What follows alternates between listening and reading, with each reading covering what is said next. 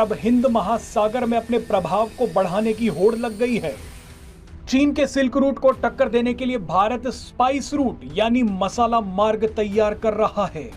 आपको बता दें कि चीन ने बेल्ट एंड रोड परियोजना के नाम पर नया सिल्क रूट यानी रेशम मार्ग बनाने का काम शुरू किया है।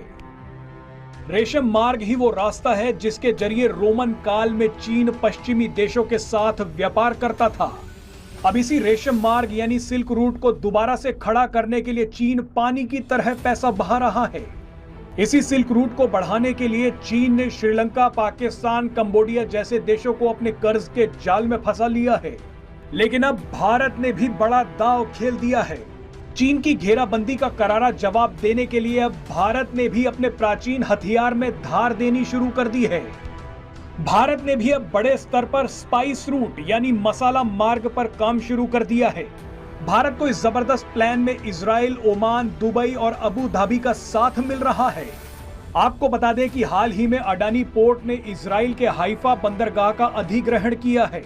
इस बंदरगाह की मदद से भारत यूरोपीय क्षेत्र में अपनी पकड़ को और भी मजबूत कर लेगा। आपको बता दें कि भारत के इस कदम की यूं ही तारीफ नहीं हो रही, इसके पीछे एक बड़ी वजह भी है। इस वीडियो में आपको बताएंगे कि भारत का ये दांव कितना बड़ा है और ये चीन के लिए कितना बड़ा झटका साबित होने वाला है। भारत अब चीन को हर मोर्चे पर मात देने की तैयारी में है।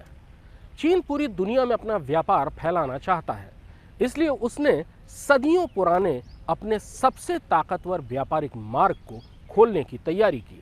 दरअसल चीनी रेशम सड़क मार्ग से मध्य पूर्व, अरब देश और यूरोप तक जाता था। सदियों तक इस रास्ते को सिल्क रूट कहते थे, जहां से कारवां चीन से माल लेकर मध्य पूर्व, अरब देश और यूरोप तक जाते थे और चीन को मोटी कमाई होती थी। चीन ने इस सिल्क रूट को दोबारा खोला और अब वो इस रास्ते के जरिए अपना व्यापार पूरी दुनिया में फैला रहा है। भारत ने भी जवाब में सदियों पुराना अपना एक व्यापारिक हथियार निकाल लिया है। जिस तरह चीनी रेशम की पूरी दुनिया में धाक थी, उसी तरह भारतीय मसाला मध्य पूर्व, अरब देशों और यूरोप में बहुत ज़्यादा मशहूर था। इसे ब्लैक गोल्ड कहते थे और इसका इतिहास 6वीं ईसा पूर्व से शुरू होता है। दरअसल मसाला व्यापार केरल से अरब देशों तक समुद्र के रास्ते किया जाता था और उसके बाद सड़क मार्ग से ये पूरी दुनिया में फैलाया जाता था। भारत अब इस मसाला मार्ग को, स्पाइस रूट को दोबारा शुरू कर रहा है।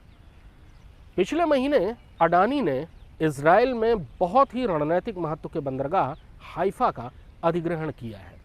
इस अधिग्रहण से भारतीय व्यापारियों की पहुंच सीधे इजराइल तक हो जाएगी, जहां से अरब देश बिल्कुल पास हैं। हाइफा बंदरगाह के अधिग्रहण के बाद भारतीय व्यापारियों की पहुंच अरब देश, मध्य पूर्व और यूरोप तक सीधी हो जाएगी। यानी चीन के सिल्क रूट के जवाब में भारत का मसाला रूट तैयार है। लेकिन जहां चीन के सिल्क रूट का जगह जगह विरोध हो रहा है,